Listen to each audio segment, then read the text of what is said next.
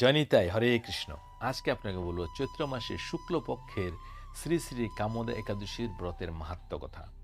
এই একাদশীর ব্রত মাহাত্ম্য কথা যেই ব্যক্তি একাদশী দিনে পড়ে বা শোনে, সেই ব্যক্তি বাজপেয় যজ্ঞের ফল লাভ করে থাকে। এবং এই একাদশী যে সমস্ত ব্যক্তিরা যে সমস্ত পাপের দরুন এটা করতেই হবে, কেননা মানুষ এই কলিযুগের মধ্যে কাম ভাব ছাড়া নেই। অর্থাৎ মানুষ কামকে কত রকমভাবে যে উপভোগ করছে, এর কোনো রকম লিমিট নেই বা মাত্রা নেই, বা কত রকমভাবে কামকে উপভোগ করছে এবং কোথায় কোথায় কোন কোন জায়গায় কাম উপভোগ করছে বা কাম সম্বন্ধে ভাবছে। এতেই আমাদের শরীরের মধ্যে লক্ষ লক্ষ কোটি কোটি পাপ জমে আছে এবং আমরা সেই পাপে জর্জরিত।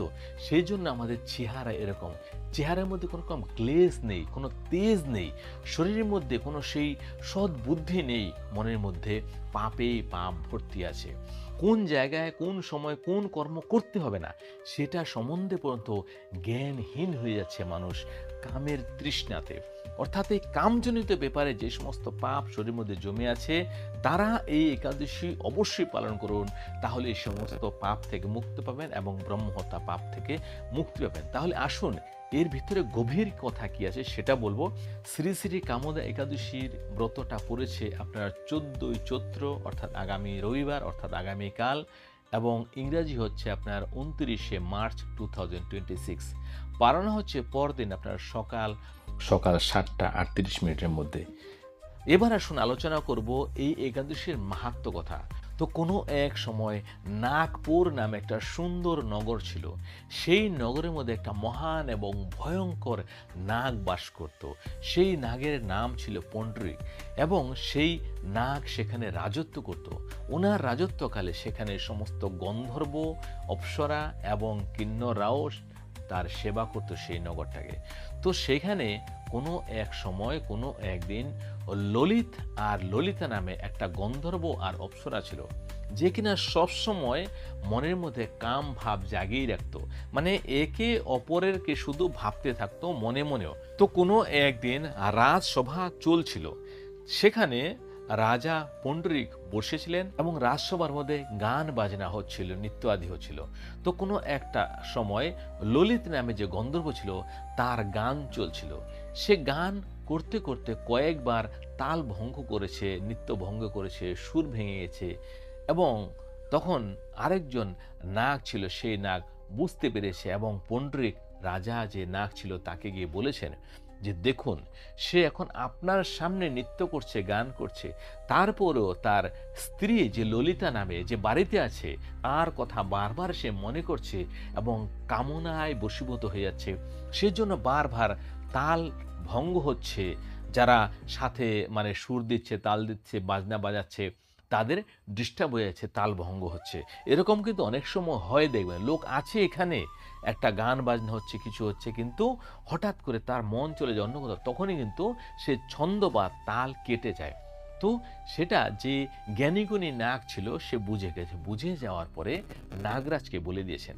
নাগরাজকে বলার পরে নাগরাজ যে পণ্ডরিক ছিল উনি প্রচুর রেগে এলেন। রেগে গিয়ে ওনার চোখগুলো লাল লাল হয়ে গেছে এবং সঙ্গে সঙ্গে তাকে ডেকে, আরে মূর্খ, আরে দুর্বুদ্ধি, তোর কি আমার সামনে তুই নৃত্য করছিস, তুই এই সমস্ত পাপ জিনিস তুই মনের মধ্যে আসছিস, তুই রাক্ষস হয়ে যা। এই কথা বলে সে তাকে অভিশাপ দিল। সঙ্গে সঙ্গে সেই গন্ধর্ব একটা রাক্ষসে পরিণত হয়ে গেল। রাক্ষসে পরিণত হয়ে গেল। ললিতা কান্না করতে করতে সেই জঙ্গলের মধ্যে নিজের স্বামীর পিছে পিছে ঘুরতে থাকলো। তারপরে দেখতে পেল একটা সুন্দর আশ্রম। সেই আশ্রমের মধ্যে একটা শান্ত মুনি বসেছিল। সেই মুনির কারোর সাথে কোনো বের বিরোধ ছিল না। ললিতা সেই মুনিকে দেখেই শীঘ্রই তাকে প্রণাম করলেন এবং সামনে গিয়ে দাঁড়িয়ে পড়লেন। মুনি খুবই দয়ালু ছিল। সেই দুঃখিনীকে দেখে এরকম করে বললেন যে তুমি কে, তুমি কোথা থেকে এসেছো, আর আমার সামনে সব কিছু সত্যি সত্যি কথা বলো।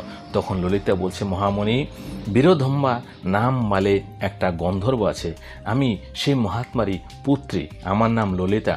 আমার স্বামী নিজের পাপ দোষের কারণে রাক্ষস হয়ে গেছে। ওনার এই অবস্থা দেখে আমি শান্তি পাচ্ছি না। ব্রাহ্মণ, এই সময় আমার জন্য যা কর্তব্য সেটা আপনি আমাকে উপদেশ করুন। যেই পুণ্যের দ্বারা আমার স্বামী রাক্ষস ভাব থেকে ছুটকারা পায় সেই উপদেশ করুন। ঋষি তখন বলল, ভদ্রে, এই সময় চৈত্র মাসের শুক্লপক্ষে কামদা নামের একাদশীর তিথি আছে, যে সমস্ত কিছু পাপকে হরণ করে নেয় এবং উত্তম ব্রত। তুমি ওই একাদশীটা বিধিপূর্বকভাবে পালন করো এবং যা পুণ্য জমা হবে সেই পুণ্য তুমি নিজের স্বামীকে দিয়ে দাও। পুণ্য দান করে দেওয়া মাত্রই তার শাপ দোষ দূর হয়ে যাবে। রাজন, মুনির এই কথা শুনে ললিতার মনের মধ্যে খুব আনন্দ হলো।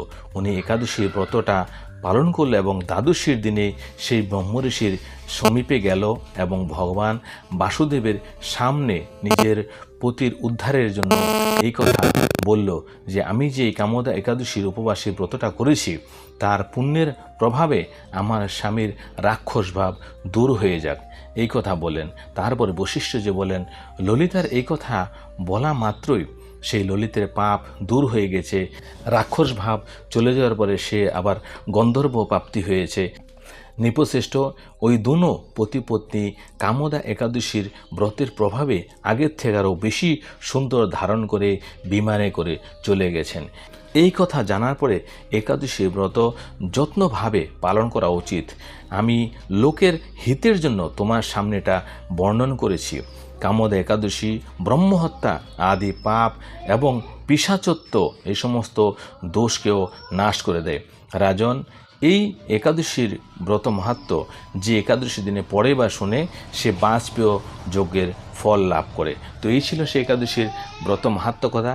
তাহলে আপনিও যদি এই সমস্ত পাপ করে থাকেন, অর্থাৎ আপনি ভগবানের কাজে আছেন বা দেবপূজনে আছেন বা কোথাও কোনো ভগবত কথা শুনতে গেলেন, সেখানে যদি আপনার স্ত্রী মোহের কথা মনে হয় এবং কাম ভাব মনের মধ্যে চলে আসে, তাহলে কিন্তু আপনার দ্বারাই কোনো বড় পাপ সঞ্চিত হয়েছে, সেটা আপনার শরীরের মধ্যে আছে বা আত্মার মধ্যে স্থিত হয়েছে।